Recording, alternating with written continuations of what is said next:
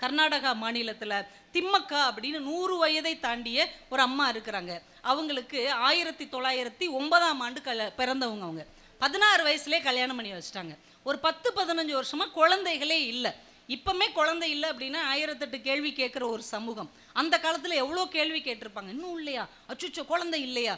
அவங்க தாங்க முடியாமல் தற்கொலையே பண்ணிக்கலான்னு முடிவு பண்ணாங்க. அப்போ தான் அந்த அம்மாவுடைய எண்ணத்தில் ஒரு சிந்தனை வந்தது. ஏன் குழந்தை மட்டும்தான் உயிரா? மரம் செடி கொடி இதெல்லாம் உயிர் கிடையாதா? இறைவனின் படைப்பில் எல்லா உயிருமே பிள்ளைகள் தான் என்று முடிவெடுத்து கணவனும் மனைவியுமாக மரக்கன்றுகளை நட ஆரம்பித்தார்கள். ஒரு குறிப்பிட்ட காலம் கழிச்ச உடனே இதே கேள்வி அவங்க கிட்ட வந்தது.